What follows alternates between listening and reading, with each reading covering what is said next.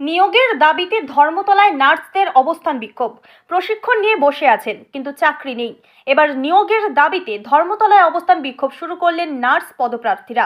মঙ্গলবার প্রচুর নার্স দলে দলে এসে জড়ো হয়েছিলেন, সঙ্গে প্ল্যাকার্ড ফেস্টুন ছিল।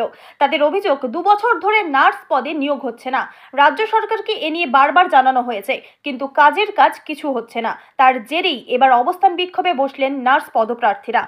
আন্দোলনকারীরা বলেন, আমরা 3 বার স্বাস্থ্য ভবনে ডেপুটেশন জমা দিয়েছি, কিন্তু আমাদের নিয়োগ করা হচ্ছে না। 2022 সালের পর থেকে আর কোনো নিয়োগ হচ্ছে না।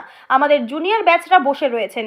তারা যখন প্রাইভেট নার্সিং হোমে গিয়ে সিভি জমা দিচ্ছেন, তখনও নিচ্ছে না, কারণ বাইরে থেকে নার্সিং পড়ুয়ারা চলে এসেছেন। গ্রামীণ হাসপাতালগুলিতে নার্সের সংকট রয়েছে।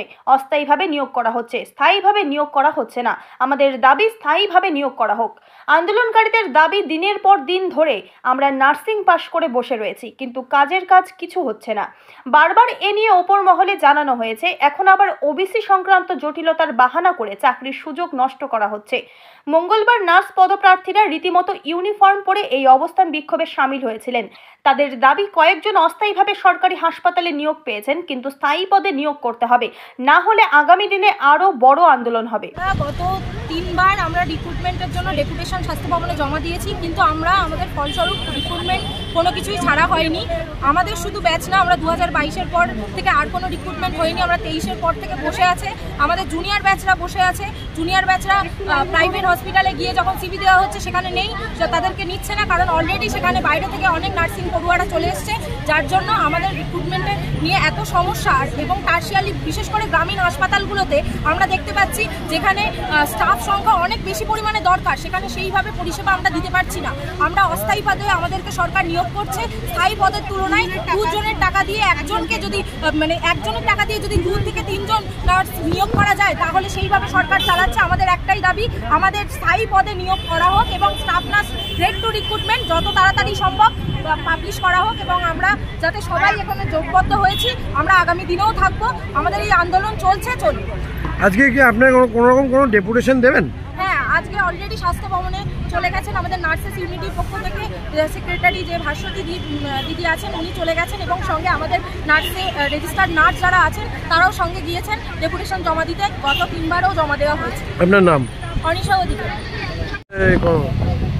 আমাদের দাবি হচ্ছে, আমাদের স্থায়ী পদে গ্রেড 2 নার্সিং রিক্রুটমেন্ট আমরা অতি শীঘ্রই চাই। দীর্ঘদিন ধরে আমরা বসে রয়েছি। 2022 সালে লাস্ট রিক্রুটমেন্ট হয়েছে, তারপরে ব্যাচের পর ব্যাচ বেরিয়ে যাচ্ছে। অ্যাকচুয়ালি এখন না হয় ওবিসি কেস নিয়ে ঘটনাটা শুরু হয়েছে মোটামুটি বছর খানেক ধরে, কিন্তু যদি সরকার রিক্রুটমেন্ট করতো, এমন একটা এমার্জেন্সি আমাদের কাজ, হসপিটালে এত পেশেন্ট, সরকারি হসপিটালগুলোতে অতিরিক্ত অনেক নার্সের দরকার, সেখানটায় কোনো রিক্রুটমেন্ট হচ্ছে না। হাজার প্রশিক্ষণপ্রাপ্ত নার্সরা বসে রয়েছেন, তাদের কোনো চাকরি হচ্ছে না। এখন ওবিসি কেস নিয়ে শুরু হয়েছে যে ওবিসি কেসের জন্য চাকরি হচ্ছে না, এরকম একটা বাহানা সরকার দেখাচ্ছেন।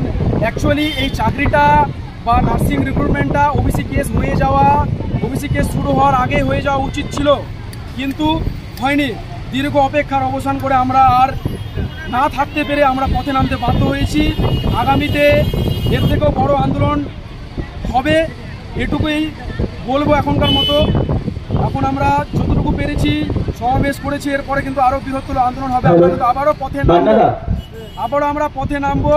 রিক্রুটমেন্ট যতক্ষণ আমাদের দাবি যতক্ষণ না মানবেন, সরকারের কাছে আবেদন, যতক্ষণ না আপনারা আমাদের দাবি মানবেন, আমাদের রিক্রুটমেন্ট না হবে, আমরা কিন্তু ভবিষ্যতে কিন্তু আরও আমরা আন্দোলনে নামবো।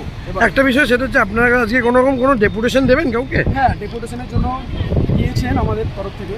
আমাদের সাথে রয়েছে নার্সেস ইউনিটি, নার্সেস ইউনিটির সেক্রেটারির সাথে আমাদের গিয়েছেন আমাদের ছেলেরা। হ্যাঁ, আপনার নাম? আমার নাম বিপন কর্মকার।